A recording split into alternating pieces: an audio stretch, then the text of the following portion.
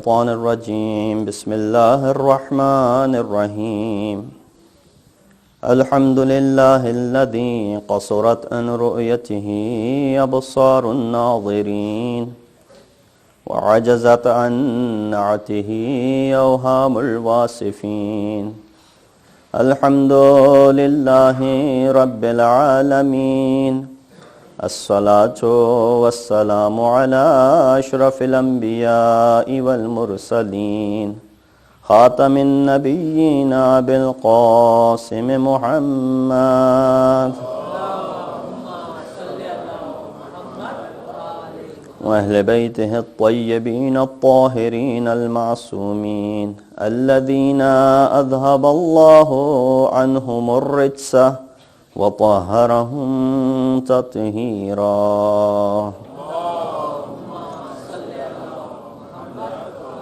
أما بعد فقد قال الله تبارك وتعالى وقوله الحق وهو أصدق القائلين بسم الله الرحمن الرحيم يا أيتها النفس المطمئنة ارجعي إلى ربك راضية مرضية فادخلي في عبادي وادخلي جنتي صدق الله العلي العظيم.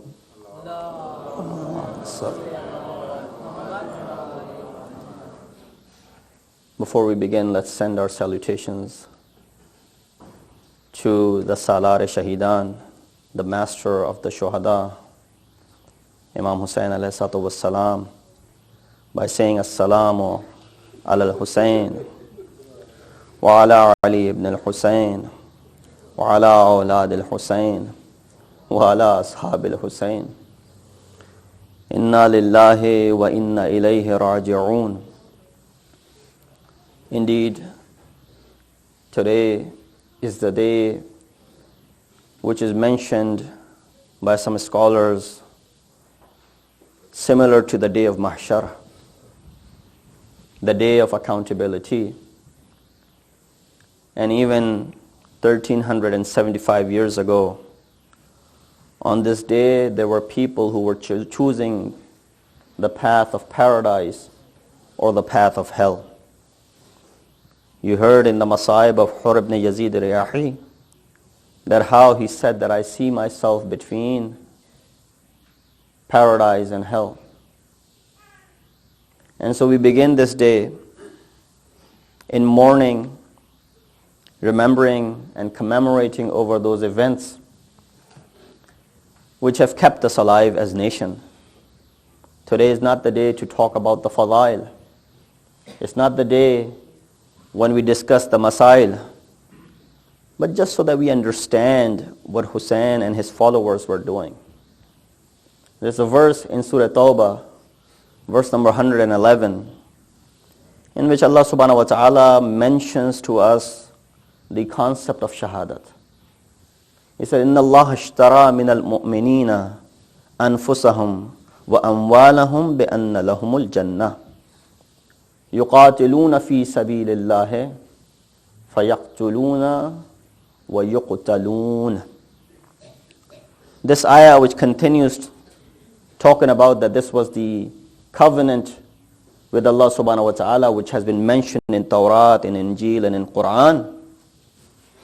And Allah is giving them a glad tiding with the bay'at and the covenant that they had made. He said, indeed, Allah has purchased and bought, this is Sigha Maadi, that Allah has purchased and already bought the nufus and the wealth of these individuals. For what?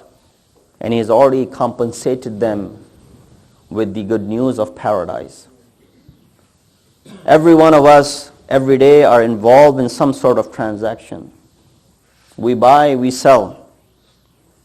There's a side which is buying, the other side which is selling. There's a commodity which is being sold, and there's a price which is being paid. Look at this verse and compare it with what is happening on the day of Ashur, as to how what is being bought, what is being sold, what is the commodity and what is the price that is being offered by Allah. On the day of Ashur, Hussein and his companions are giving their souls and their wealth and whatever they have brought with them for the sake of Allah subhanahu wa ta'ala. And this is the implementation of anfus wa amwal. On the other hand, so Imam Hussein and his companions are the sellers. They're the ones who are selling a commodity. The commodity is their own souls. The buyer over here is in the form of Allah subhanahu wa ta'ala. And the price tag that he has put upon this commodity which is being sold is nothing but paradise. And usually when you sell something which is to be delivered later on, you're given a certificate. Allah says towards the end that yes, this is something which we have mentioned in Quran, in Tawrat, and in Injil. فَاسْتَبْشِرُوا بِبَيْعَكُمُ. Give them glad tidings for the bay'at that they have made. This is the certificate for you. There's a saying which sometimes we associate with Masoom. I don't know if it's associated with Masoom, but nonetheless it delivers the message. It says, كُلُّ يَوْمٍ عَاشُورًا وَكُلُّ أَرْضٍ كَرْبَلًا. Every day is Ashur and every land is Karbala. So I don't know if it's associated with Masoom, but nonetheless, what do we get from this hadith? Or from this saying, this qawl? If it holds true, then every day should be the way you are today. When you imagine yourself that you are on the day of Ashur, you're in the land of Karbala, the last thing on your mind is ma'asiyat of Allah. That should be the way you should be all year long. If every day is Ashur, and if every land is Karbala. When you are on 10th of Muharram, on the day of Ashur, the last thing on your mind is ma'asiyat of Allah. You are remembering that obedience, so therefore you should be obedient towards Allah as well. Make that to be your slogan for the whole year long. Today is very difficult for Hussein. As I said, that this day can be compared with the day of Mahshar, the day of Qayamat, when it is being decided that who is going to enter paradise and who is going to go towards hell. The ayat that I recited, I've been reciting that in front of you, is the implementation of the soul of Imam Hussein. Ya ayyatuhan nafsul mutmainna. O the serene soul, O the satisfied soul, we are satisfied with you. There was a sacrifice that Ibrahim was performing, and as he was soon to go ahead and perform this sacrifice, Allah removed Hazrat Ismail, saying, "Oh Ibrahim, we were only testing you." Ibrahim was only being tested, alayhi salatu wasalam, and Allah replaced Hazrat Ismail, but called it to be Dhibh Azim. But later on, that Dhibh Azim was to be completed in the form of Imam Hussein. Imam Hussein, when he is with his son Ali Akbar, it's not that Ali Akbar will be replaced by something else. No, Ali Akbar will sacrifice himself. There will be a dagger into the heart of Ali Asghar. Imam is presenting this sacrifice in the form of Ali Asghar. There will be an arrow that will pierce through the body of Ali Asghar. And it was not just the family members. If you look into the companions and their sacrifices, the eldest of all, Muslim ibn Awsaja, when he falls to the ground, he calls upon Habib ibn Muzahir, "O Habib," pointing towards Imam Hussein, "as long as you are alive, make sure that nothing happens to Hussein." Habib gives him confirmation, yes. And then there are Ghulam by the name of Jaun. He's the Ghulam of Abu Dhar. He comes to Imam and he says, "Mawla, give me permission to sacrifice myself." Imam said, "Oh Jaun, you're too old to perform this jihad." And there was a sentence that has been mentioned in the history books. He said to Imam, "Is it the reason that you're not permitting me because my color is black? Because my body does not smell the way your bodies smell?" As soon as he said that to Imam, Imam gave him the permission. He said, no, that is not the reason. Until this day, if you read the books of history, it is mentioned that it was the body of John after martyrdom that it kept on giving the fragrance of paradise for many, many days to come. That's how it affected, and that was the dua of Imam Hussein was upon it. There were certain mothers in Karbala as well. We mentioned the mothers of some of these companions, for example, Wahab, that when he had gone in and he had sacrificed himself, and his head was severed from the body, and the head was thrown back towards the tents where the mother of Wahab was. Look at the courage of this mother that picks up the head of her own son and throws it back towards the enemy, saying, what we have given in the way of Allah subhanahu wa ta'ala, we do not want it back. This is where we understand what shahadat is. There's a difference between shahadat and halakat. Shahadat is when you sacrifice yourself for something which is above you.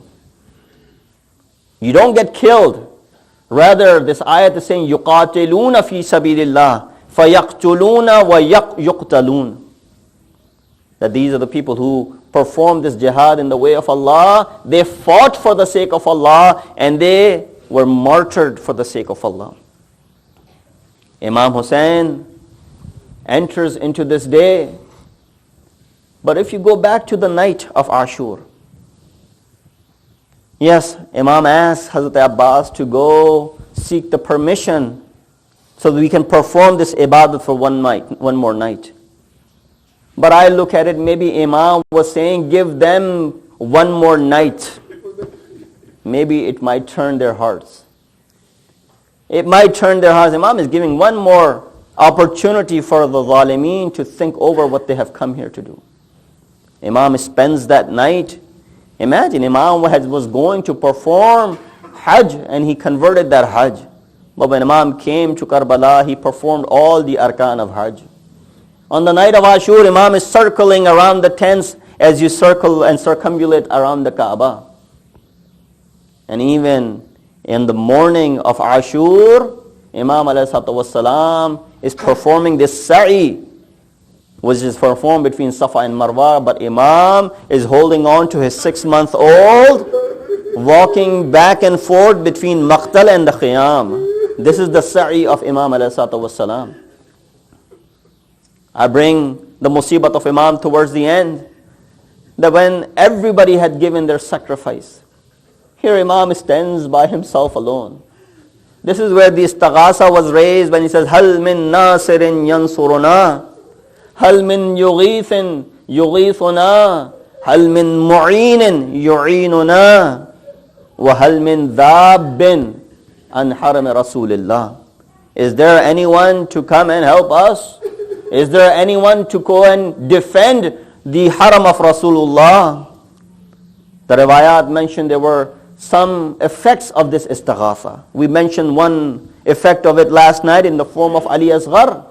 But there were a couple other effects of that. One was Jibreel comes to Imam Hussein and says, oh Mawla, you called for help. If you tell me, I will turn the whole picture over here. Imam said, no, Jibreel, go back when Ibrahim Khalilullah did not seek your help. Hussein will not seek your help either. This is the test that I have to go through. Let me go through this test. Imam turns down the help by Jibreel.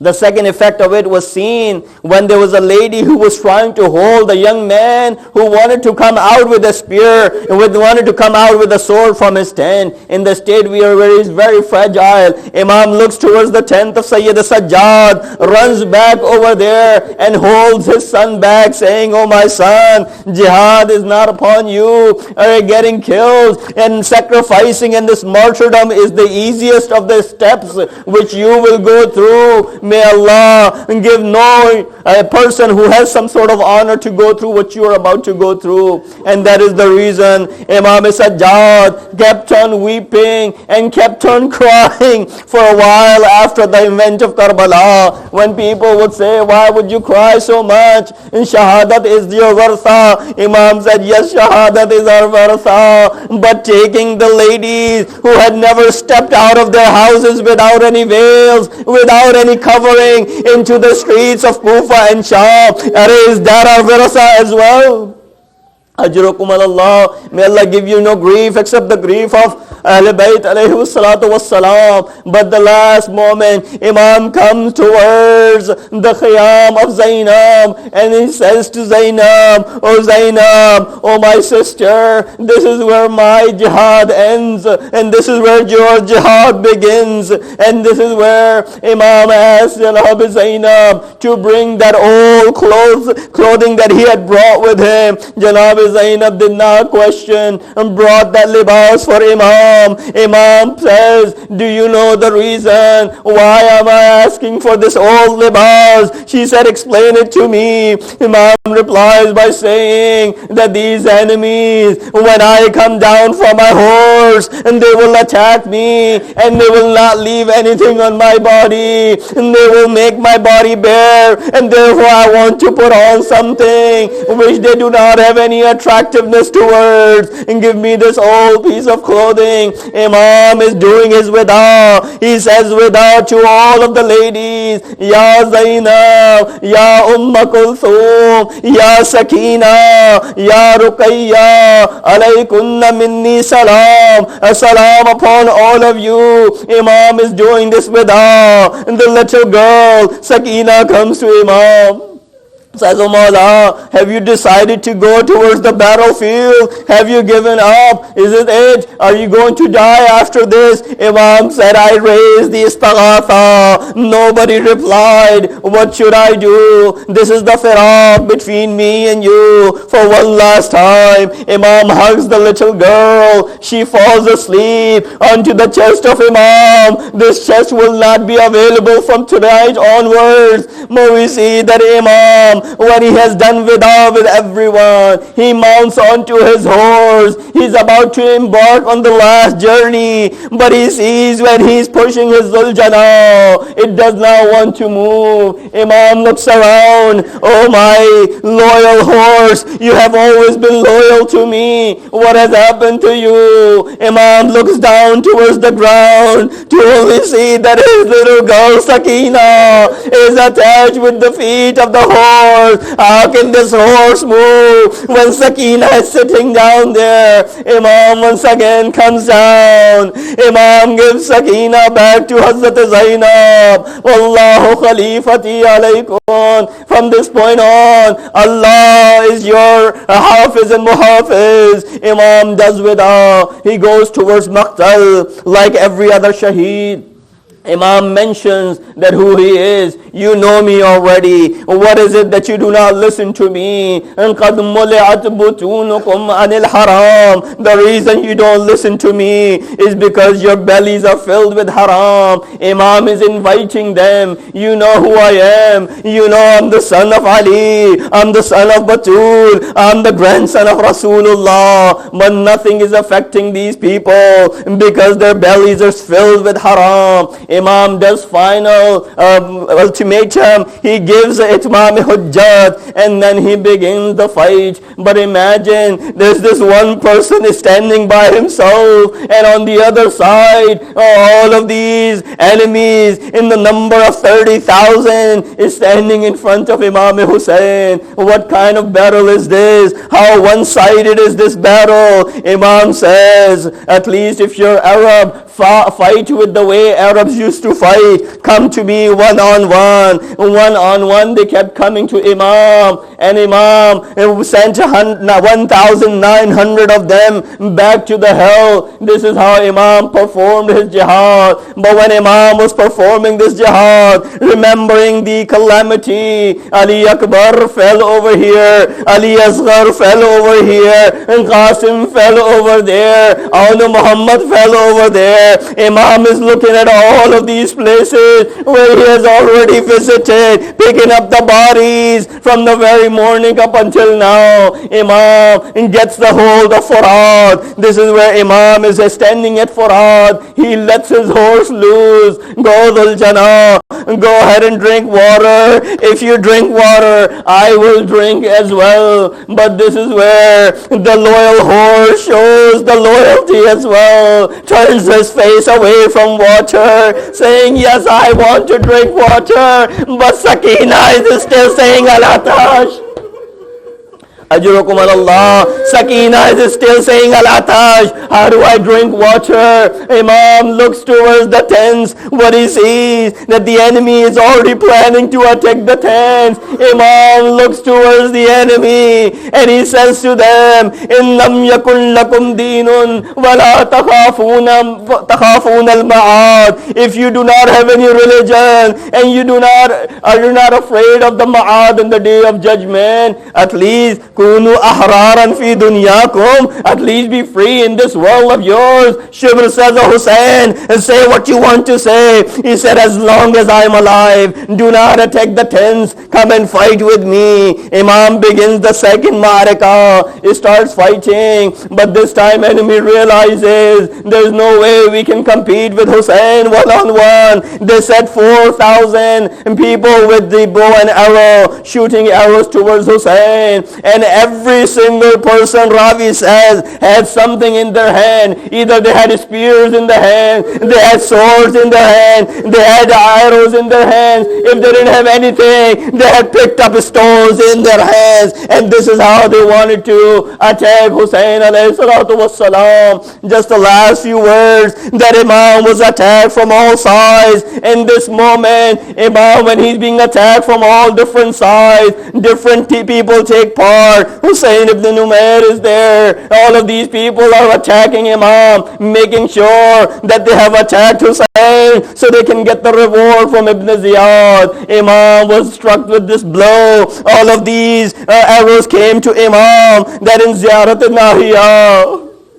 Imam of our time says that when Hussein comes down onto the ground, he is not completely onto the ground, nor is he onto the horse. What is this position that we see Imam in? Yes, there were so many arrows pierced through the body of Hussein that his body was hanging in the air. It was mu'allaq. It was resting onto the air. And this is where Shimr says, go and now attack Hussein. What are you scared of Hussein? He's onto the ground now, but it's still this fear is there. Nobody dares comes close to Hussein. Anyone who came close to Hussein wanted to attack Imam. Hussein ibn Numair says that I looked into the eyes of Imam and I saw Rasulullah looking at me. Oh Hussein, why are you attacking my grandson? He said, my trembling, the sword fell from my hand. Another person comes, but they could not do anything. Shimr said, it will be with me. Anyway, Shimr goes towards Imam,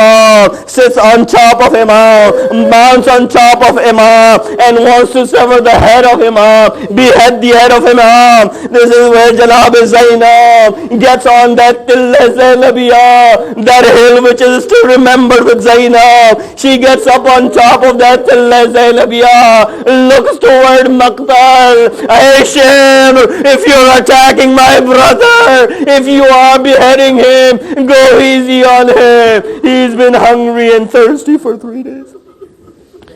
Allah lanatullah al-qawm al-zalimin.